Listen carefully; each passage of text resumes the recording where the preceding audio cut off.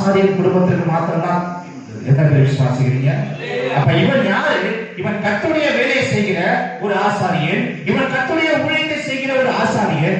இவன் யாருக்காக அவன் பரிந்து பேசுகிறான்? இந்த ஜனத்துக்காக என்ன பண்றான்? வாசிங்க திரும்பி. நான் என் எரிச்சலையும் இஸ்ரவேலின் புத்திரரின் நிர்மலமாக்காதபடி, யாரை சொல்லலாம்?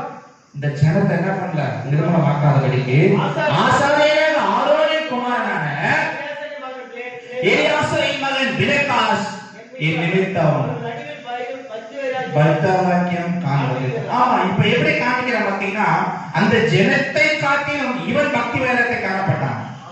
ஆமா, நான் என்ன சொல்றேன்னா, கர்த்தர் இங்க பிரஜாதிகள் மத்தியில உங்களை ஏன் தெரிஞ்சு கொண்டிருக்கிறார்னா, அவங்க மத்தியில உங்களுக்கு பக்தி வைரியாட்ட காட்ட முடியாது. கர்த்தர் தெரிந்து கொண்டிருக்கிறார். எத்தனை பேர் விசுவாசிக்கிறீங்க? ஆமா, நம்மளுடைய வாழ்க்கை அப்படிதான் இருக்கு அவன் மத்தியில.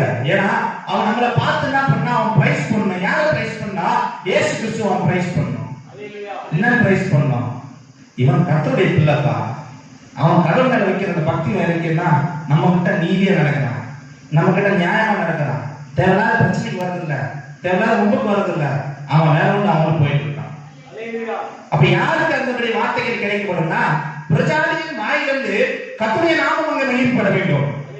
ஏனென்றால் யாருடைய வாயில பாத்தீங்கன்னா, எகிப்து ராஜாவுடைய பார்வோனுடைய வாயிலிருந்து மோசேயின் தெய்வம் தான் பெரிய தெய்வம் என்று அவன் வாயிலிருந்தே கர்த்தர் சொல்ல வச்சார். எத்தனை விசுவாசிக்கிறீங்க? அப்ப நீங்க எப்படிப்பட்டவனா இருக்கணும்? பக்தி வைராக்கியமானவனா இருக்கணும். அவர்களை மத்தியில கர்த்தர் உள்ள பக்தி வைராக்கியமா தெரிந்து கொண்டிருக்கிறார். எத்தனை விசுவாசிக்கிறீங்க? நான் பயங்கரமா சொல்றேன், என்னை கர்த்தர் தெரிந்து கொண்டிருக்கிறார். என்னை கர்த்தர் தெரிந்து கொண்டிருக்கிறார். ஏன்னா அவன் பாவம் செய்கிறவன், கர்த்தருக்கு விரோதமா பேசுகிறவன், அவன் அக்கிரம அநியாயம் செய்கிறவன், கர்த்தருக்கு பிரியமில்லாத காரியத்தை செய்கிறவன். ஆனா அவனே அவனுடைய தெய்வத்தை குறித்து அவன் எப்படிப்பட்டவனா இருக்கிறான்னா, ரொம்ப மகிமையா பேசணும்னா இருக்கிறான். ஆனா நம்ம அவருடைய வாழ்க்கை எப்படி இருக்கிறோம்? அவர்களை காட்டிலும் கர்த்தர் இந்த ஜனத்தின் மத்தியில உங்களை பிரகாசிக்கிற ஒளியாய் வைத்திருக்கிறார். எத்தனை பேர் விசுவாசிக்கிறீங்க? விசுவாசிக்கிறீங்களா? அல்லேலூயா.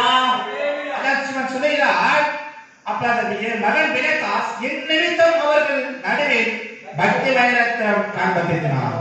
இஸ்ரவேல் புத்திரர் மேல் உண்டான உக்கிரத்தை என்ன பண்ணாங்க? ஆமென், அல்லேலூயா. எத்தனை பேர் விசுவாசிக்கிறீங்க? விசுவாசிக்கிறீங்களா? எவ்வளவு உக்கிரமா இருந்தாலும் கர்த்தர் நீக்க வல்லமை உள்ளவரா இருக்கிறார். அதுதான் அவர் ஆபிரகாமோட பேசுகிறார். யாதியாகமம் 18 பேசும்போது 50 பேர் இருந்தாலும் 50 பேர் உத்தமமுள்ள நீதிமான்கள் இருந்தாலும் அந்த தேசத்தை நீர் அழிப்பீரான்னு கேட்டான். அந்த இடத்துல அழிக்க மாட்டான். அல்லேலூயா.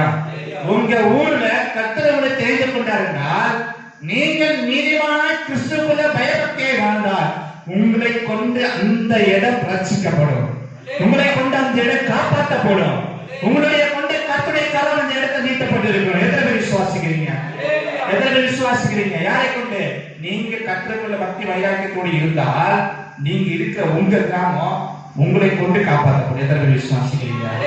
ஒரு காலத்துக்கு ஒரு கட்டத்துக்கு அப்புறம் உங்களை குறித்து பேசக்கூடிய அந்த இடத்துல வைப்பார் ஆண்டவர். எத்தனை பேர் விசுவாசிக்கிறீங்க?